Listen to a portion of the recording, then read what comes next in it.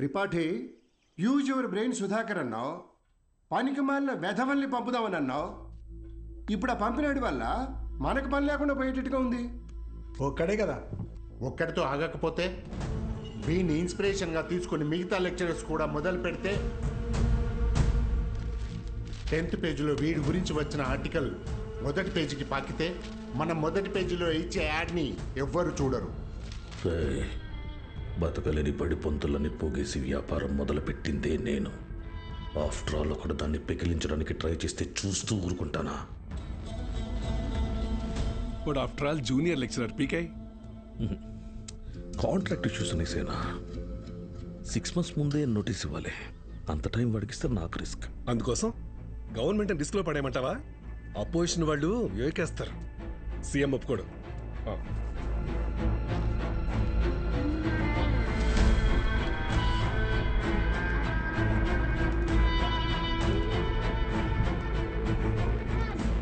ఏంటి త్రిపాఠి, ఇంకో bench car కొన్నావా? అది నాది కాదు, నీదే. ఏంటి? నా సంగతి సరేనయ్యా, కానీ సీఎం ఒప్పుకోడు.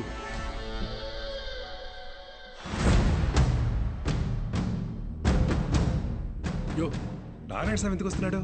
నీ సీఎం నువ్వు చెప్తే వినడు, కానీ అపోజిషన్ లీడర్ అసెంబ్లీ హాల్లో చెప్తే వింటాడుగా. త్రిపాఠి, నాకు చిన్న సాయం చేస్తావా? ఏంటి? దయచేసి నువ్వు రాజకీయాల్లోకి మాత్రం రాకయా. డెఫినెట్గా రాను. ఎడ్యుకేషన్లో వచ్చేంత డబ్బు పాలిటిక్స్లో రాదు.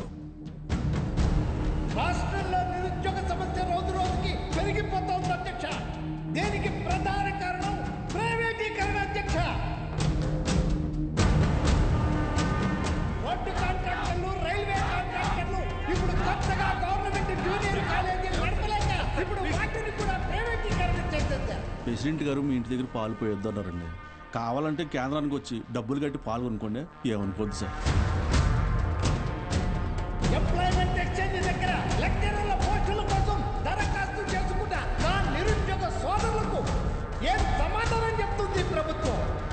చదువును ప్రైవేటీకరణ చేస్తున్న ఈ జీవోని వెంటనే రద్దు చేయాలని నేను డిమాండ్ చేస్తున్నాను.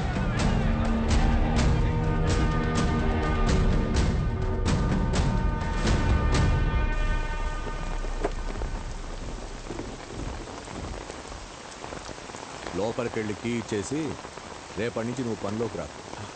ఏమైంది సార్? వెళ్ళి నీ కొడుకుని అడుగు. సార్,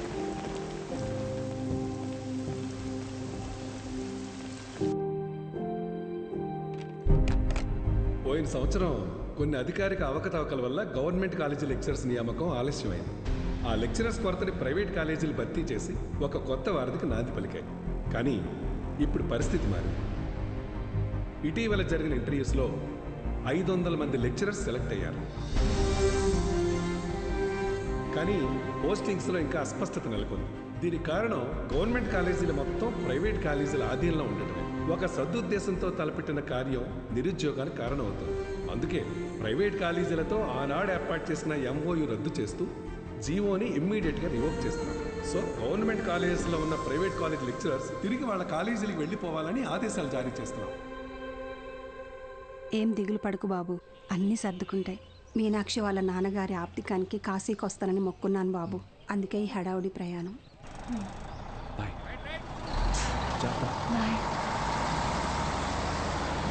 సతీ, సతీ అన్నా, సత్యం చూసారా? సారాకుడి దగ్గర ఉన్నాడు.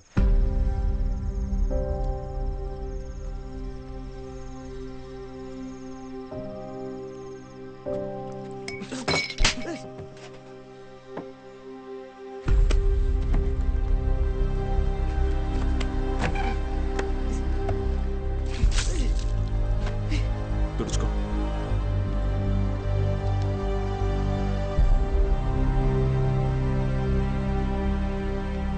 సెకండ్ ఇయర్ సప్లిమెంటరీ ఎగ్జామ్ రాయాలి, గుర్తుందిగా?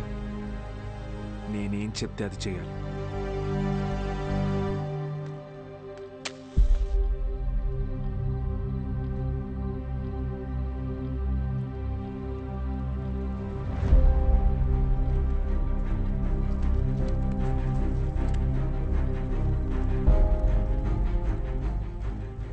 నాన్న పోయారు.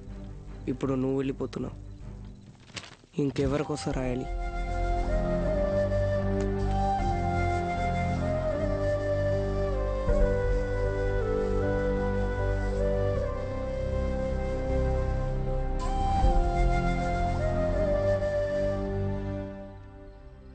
నువ్వు ఇంజనీర్ అవ్వాలని ఆశపడ్డావు, కానీ నేను చదివించలేకపోయాను.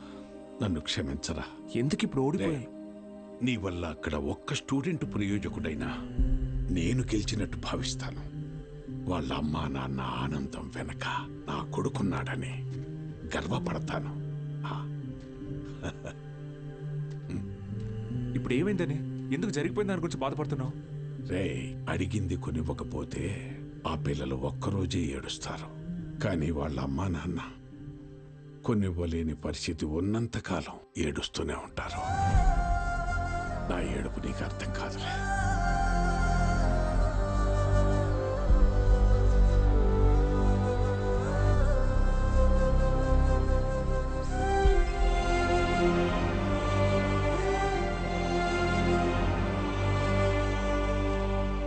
వాళ్ళు గెలిచామనుకున్నారు, కానీ అస్సలు యుద్ధం అప్పుడే మొదలైంది. ఇంటర్ ఫస్ట్ ఇయర్లో పేర్లు ఇచ్చినట్టు ఇచ్చి మళ్ళీ వెనక్కి వెళ్ళిపోయారండి, లెక్చరర్లు లేరని. బ్యాగులు వేసుకుని ఎక్కడికి వెళ్తున్నారు? వీరన్న, పొద్దు పొద్దున ఎక్కడికి రా? క్లాస్కి వెళ్తున్నామండి. క్లాసా? ఇంకా సెలవులు ఇవ్వలేదు, అప్పుడే క్లాస్ ఏంటండి? మరి ఎక్కడికి వెళ్తున్నారు? పదండి చూద్దాం.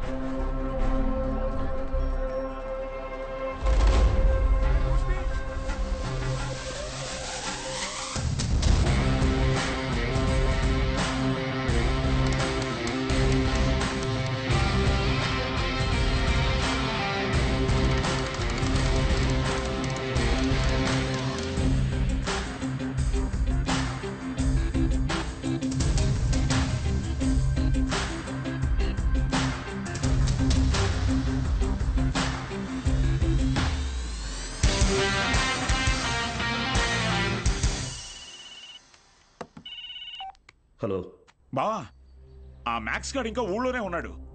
పొలంలో పాకేసి ప్రైవేట్ పెట్టేశాడు. ఏం చేయమంటావు బావా? హలో రే దత్తమ్మ, వాడు పాకేసింది నీ ఊర్లోనేగా. ఊరు ప్రెసిడెంట్ అయ్యి నన్ను అడుగుతున్నావా? రే, ఆ పొలం ఎవరిదో కనుక్కోండి.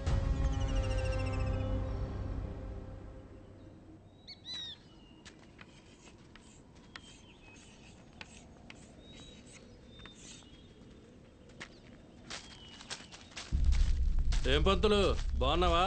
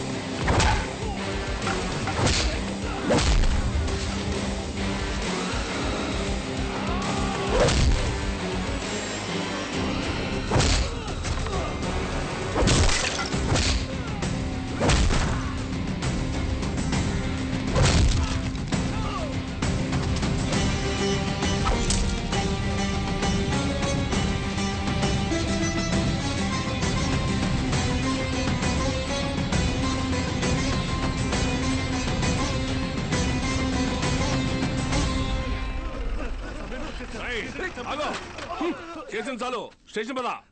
సార్ సార్ వాళ్ళే సార్ పిల్ల చదువుకునే పాకని పడగొట్టేసింది. ఏం జరిగిందో నాకు తెలుసు. పదా స్టేషన్కి. సార్ అర్థమైంది, అంతా అర్థమైంది. మీరంతా ఒకటే.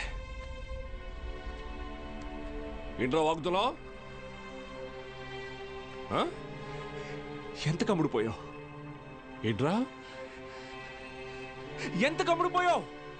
ఏంట్రా వాగుతున్నావు? రేయ్ లాంటివరా. ఎంత తీసుకుని నీ యూనిఫామ్ వాడి పక్కన పడుకోబెట్టావు?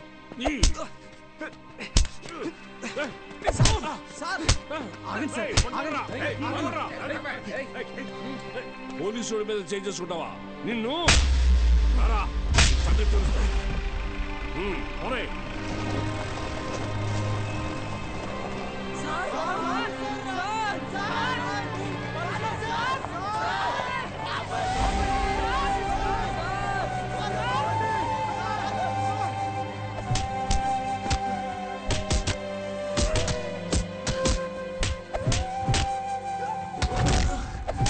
సార్ పంతుల్ని కొట్టడం పాపం సార్. పోలీసులు కొట్టడం నేనరా? రేయ్ కుమ్మండి రాయండి.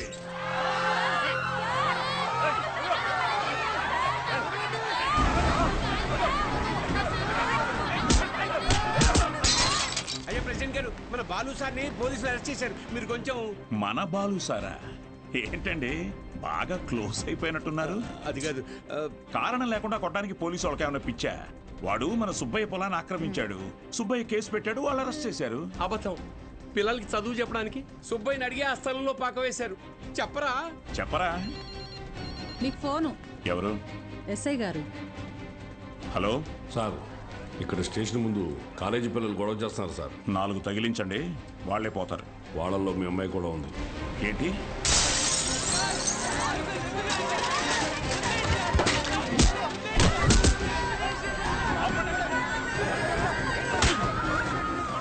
చంపేస్తానేమనుకున్నా?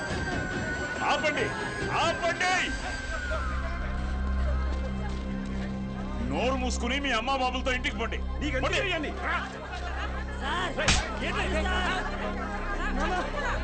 నీ కుదరగా తీసుకో. పంపించండి.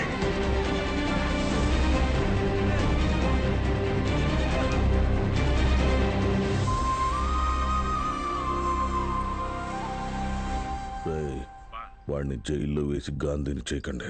వాడు ఆ ఊరు వదిలి వెళ్ళిపోవాలి. హీరోలా కాదు, అనాథలా. జూనియర్ కళాశాల నిధులను కాజేసి అవినీతికి పాల్పడినందుకు గాను, సుబ్బయ్య పొలాన్ని ఆక్రమించుకోవడానికి ప్రయత్నించినందుకు గాను, న్యాయం అడటానికి వెళ్లిన పంచాయతీ సభ్యుల మీద, ప్రభుత్వ ఉద్యోగుల మీద చేయి చేసుకున్నందుకు గాను బాలగంగాధర్ తిలక్ మాస్టారుని ఊరు నుంచి వెలివేయడం జరిగిందహో.